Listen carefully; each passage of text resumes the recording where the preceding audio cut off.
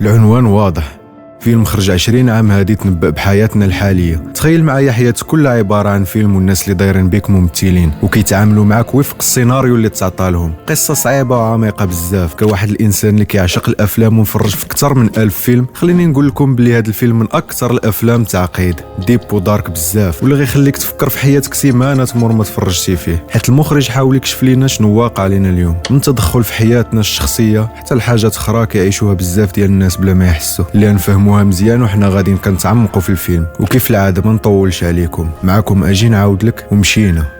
ريلاكس، سيت يور سيلف واجي نعاود لك. The Truman Show فيلم القصة ديالو كتدور حول واحد السيد سميتو ترومان بيربانك. ملي كيبدا الفيلم وهو كيعيش حياة عادية في مدينة مثالية سميتها سي هايفن، وهي مدينة زوينة وكل شيء فيها كيبان منظم ومرتب بزاف. ولكن ترومان ما كيعرفش الحقيقة وباللي كل شيء اللي كيدور به غير تمثيل، وحياته عبارة عن محتوى لايف ملي كان دري صغير والناس كيتفرجوا فيه، وعنده بيبليك كبير كيتفرج فيه في العالم كامل. تينا بحالكم ما فهمت والو في الاول، ولكن ما حدنا داخلين في القصة نفهموا العمق اللي بغى المخرج يبين لنا بهذه التحفة الفنية. ترومان كيعيش حياة روتينية، عنده خدمة زوينة وعنده دار ساكن فيها هو والمدام ميري اللي كتخدم في رملية، ولكن هي في الحقيقة غير ممثلة كتلعب دور مراته. كيعيش في هذا العالم المصنوع، كيدير أنشطة روتينية عادية بحال كيفطر الصباح ويهضر مع جارو وكيسلم على الناس في الشارع. خدام كونطابل في واحد الشركة ديال التأمينات. ولكن هذه المدينة المثالية في الحقيقة كاينة غير باش تشد ترومان فيها، والناس اللي عايشين فيها غير ممثلين اللي كيديروا أدوارهم في حياته اللي هي مسلسل لايف، وملي كيسالي وقت التصوير كيرجعوا لحياتهم العادية. ميري اللي هي غير ممثلة كتلعب دور مراته كتستاهل الأوسكار على الدور ديالها في حياته، اللي هي مسلسل مصور لايف، فيلم اللي كنهضروا عليه دابا بلاتي واش غتدي الأوسكار على الفيلم ولا السيري اللي وسط الفيلم؟ مهم علينا، كتمثل الدور ديالها ببراعه وكدير كل شيء باش تخليه يصدق باللي كاينه علاقه زوجيه حقيقيه بينهم. في كل مره كتحاول تبين ليه باللي هي سعيده وكتحاول تخلي حياتهم الزوجيه كتشبه الحياه الزوجيه المثاليه في الافلام. لكن ملي كيبدا ترومان يشك في العالم اللي داير به، كيولي يشك حتى في العلاقه ديالو معها، حيت كيبان ليه باللي ميري كتصرف بطريقه غريبه، وحتى الضحك ديالها والكلام ديالها ما كيبانش طبيعي. واحد المره لاحظ باللي كتستعمل منتجات قدامه بطريقه غريبه بحال راه اعلان تلفزيوني، وهذا الشيء خلاه يتساءل على واقعية العلاقة ديالو معها. مارلون كيتحسب من أقرب الناس لترومان وكيبان ليه باللي هو صديقه الوفي، حيت ديما كيسمع ليه وكيحاول يواسيه في الأوقات الصعيبة. مارلون في الحقيقة ممثل اللي كيلعب دور الصديق، وكيوصل تحريفات للمخرج كريستوف باش يخليه هاني وباش عمرو يخليه يشك في العالم الفيك اللي عايش فيه. كان في كل مرة كيشوف ترومان كيشك، كيجي عنده ويحاول يقنعه بلي كل شيء طبيعي وبلي حياته طبيعيه وحسن بزاف ديال الناس، لدرجه انه كان كيقول له كنحسدك على خدمتك وحياتك.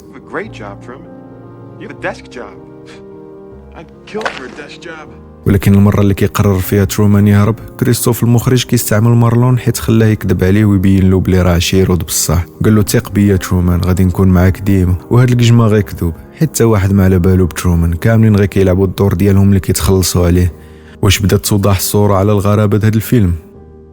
سيلفيا هي واحد البنت اللي قدرت تلمس قلب ترومان بطريقة حقيقية. كانت واحد الممثلة اللي ظهرت في حياة ترومان بشكل عابر، غالقطة ودايزة، ولكن ترومان جرى معها وتا هي جرات معاه، داز بيناتهم اي كونتاكت. ولكن المخرجين ما كانوش باغينها تدخل لحياته. منين تعرفت على ترومان بدات كتعاطف معاه بشكل حقيقي وبغاتو يعرف الحقيقة على حياته. سيلفيا كانت صادقة معاه، وهذا الصدق خلاها مميزة بالنسبة ليه، حيت كانت كتختلف على الناس اللي دايرين به واللي كانوا غير كيمثلوا. من بعد ما تعرف عليها عاود شافها في مرات قليلة، حيت الطاقم ديال البرنامج كان كيبعد على حياته وما كانوش باغينها تبقى في القصه. واحد النهار سيلفيا حاولت توريه الحقيقه وقالت ليه بلي كل شيء كذوب وانه عايش في برنامج تلفزيوني. ولكن قبل ما تكمل الهضره ديالها جاو حراس البرنامج وجروها بالزز باش يبعدوها على ترومان. من بعد ما غبرات ترومان بقى كيشعر باللي بيناتهم شي حاجه، وبدات الصوره ديالها كتلاحقو. كان كيحاول يلقى شي وسيله باش يشوفها. هذا الحب اللي بقى غارق فيه خلى ترومان يشك في الحياه ديالو، خلى عنده رغبه باش يعرف علاش هي مشات فجاه، وعلاش كيبان ليه بلي الناس اللي دايرين به كيكذبوا عليه وكل شي كذوب. من بعد هاد العلاقه ديالو مع سيلفيا، ترومان بدا كيشك بزاف من بعد ما كانوا كيوقعوا له شي لعيبات غرابين في حياته اليوميه، بحال بروجيكتور الباك ستيج اللي طاح من السما وصوت الراديو اللي كان كيعاود تفاصيل تحركاته. بدا كيبان ليه بلي كاينه شي لعبه تما وهو ما جايبش الخبار. وحتى ملي كيسول مراته ولا مارلون كيحاولوا يتهربوا من الاسئله ديالو. ملي وصل للمرحله اللي بغى يهرب فيها اكتشف بلي كاينه حواجز وكلشي كيحاول يمنعو باش ما يخرجش. بغى يسافر باش يكتشف بلايص جديده ولكن ديما كيلقى عراقيل كتمنعو. مره بغى يحجز تذكره باش يسافر وقالوا ليه بلي الطيارات كاملين ريزيرفي. كل مره كيبغي يدير شي محاوله باش يخرج من المدينه كيتعرض لمواقف واحداث باش يبقى محبوس، وحتى الامن كيحاولوا يمنعوه من الخروج باي وسيله. في النهايه قرر ترومان يتحدى كل شيء وخرج في واحد القارب وسط المحيط. كان باغي ريسك اللي يسهل عليه الفريده. المخرج كريستوف شاف بلي ترومان هارب من داك العالم اللي صنع له وقرر يخلق عاصفه كبيره باش يخوفه ويخليه يرجع، ولكن ترومان ما مفاكش حيت هذا الشيء كان فرصه ليه باش يلقى الحريه. بقى كيضرب حتى وصل لواحد الحيط اللي فكرني فاش كتوصل التالي الماب في شي جيم. ملي وصل لهاد الحيط اكتشف بلي راه هو نهايه العالم الفيك اللي كبر فيه. ملي وصلت ترومان لهاد الحيط بدا كيتساءل واش غادي يبقى في هاد العالم المزيف ولا يخرج للعالم الحقيقي اللي ما عارف عليه والو. كريستوف اللي كان المخرج ديال البرنامج بدا كيهضر معاه مباشره. ملايين الناس في العالم كيتفرجوا فيه وكاينين شي وحدين ما كينعسوش كيباتوا كيتفرجوا في هذا البرنامج ديال ترومان. بدا كريستوف كيقول له بلي هو اللي خلق ليه هذه الحياه الامنه وبلي العالم الخارجي قاسي وماشي مثالي بحال العالم اللي عايش فيه دابا. كريستوف حاول يقنعه يبقى وقال ليه بلي الناس اللي كيتفرجوا فيه كيبغيوه، ولكن ترومان في الاخير اختار الحريه وحيد الميكروفون وقال عبارته الشهيره Good afternoon, good evening and good night. ومشى في اتجاه العالم الحقيقي. هذا الفيلم اللي خرج عام 1998 كما كيبان لكم توقع بزاف على شنو واقع دابا، من كيفاش ولات حياتنا مراقبه لدرجه انك تهضر على شي برودوي تهز السمارت فون اول حاجه تطلع لك في السوشيال ميديا هي بيبليكاسيون ديال داك البرودوي. يعني بغينا ولا كرهنا حياتنا مراقبه سواء من طرف الناس ولا شركات اللي ولاو عارفين شنو خصنا وفوقاش خاصنا هاد الحاجه، وحتى الا ما بغيناهاش كيلقاو طريقه باش يقنعونا نشريوها. يعني جميع المعلومات الشخصيه ديالنا عارفينها علينا، فوقاش كنفيقوا فوقاش كنعسوا مع من كنهضروا، فاش كنهضروا، شنو كيعجبنا ناكلو، شنو ما كيعجبناش وما خفي أعظم. وزيد عليها كيفاش الناس ولاو كيبغيو يبانوا في احسن صوره حتى كيطيحوا في التصنع. ماشي كلشي ولكن بزاف الناس ولاو كيبانوا فيك. هادشي سبابو انهم كيعيشوا حياتهم باش يعجبوا ناس اخرين. يقدر يزير راسو باش يسكن في بلاصه اكس غير باش يبان في مستوى زوين، ولا يقدر بنادم يدير كريدي باش يدير عرس زوين باش يبان حدا عائله العروسه. هادشي راه كنشوفوه في حياتنا اليوميه، كلشي كيحاول يبان مزيان وفي واحد الصوره اللي واعره بحال شادين الكاميرات وكنسينو المخرج يقول اكشن، ولكن من الداخل كاين مشاكل ومعاناه اللي ما كيبانوش للكاميرا. التصنع وبنادم كيحشي رجليه في صباط ماشي قدو سببو حاجه وحده وكلنا عارفينها، انفلونس ديال السوشيال ميديا.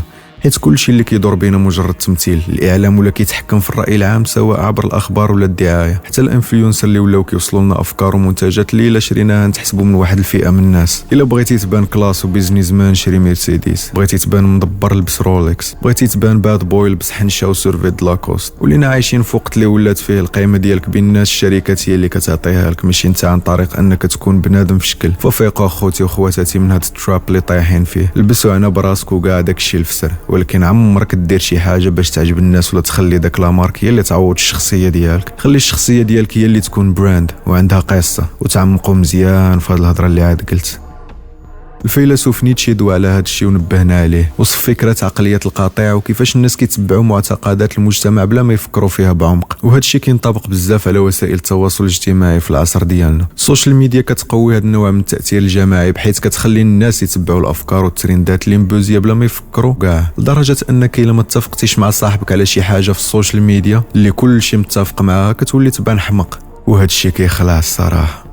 تخيل ولينا في واحد الوقت اللي ما يمكنش نعبروا على الراي ديالنا الا ما كانش القاطع متفق معاه. وكيفاش ترومان كان في الكومفورت زون ومرتاح كتنبهنا باش نتجنبوها، ولكن الشركات كلهم في الصالح ديالهم اننا نكونوا في منطقه الراحه باش نبقاو غير مستهلكين. وكيفاش ترومان كان باغي يمشي يسافر ويكتشف الحياه ويقلب على الحقيقه، ومراته قالت له ما يمكنش راه عندنا الكريديات، يعني ما عندك فين تهرب العربي، شديناك الشده ديال العمى في الظلمه، ريح ما عندك فين تمشي، هنا كل شيء زوين، كتحس بلي ناقصك شي حاجه. واش عرفتيها شنو هي؟ لا ما عرفتيهاش، حنا عرفنا شنو ناقصك هاد القطاعه اللي كدير كلش، ولا خاصك هاد كاوبيل ولا ما عرفت لمو شنو هو.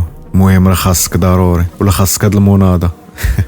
اخوتي لا غبر لي الاثار مور هاد الفيديو، عرفوا راه سبيسيال لاحوني في شي برميل كبير المناضه نخمر فيه.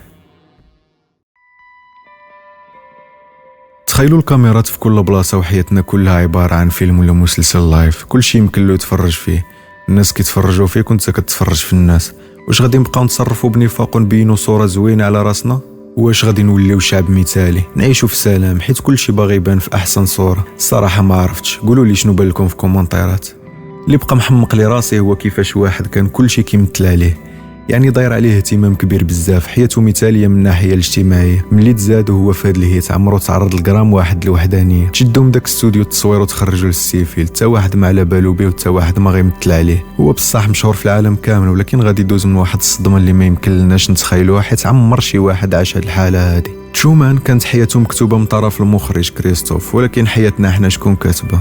كلنا عارفين بلي حياتنا فيلم، ولكن خاصنا حنا اللي نكونوا المخرجين ديالو، ماشي نخليو واحد اخر يكتب السيناريو.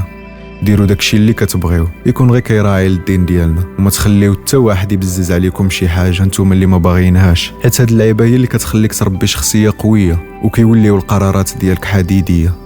تهلاو.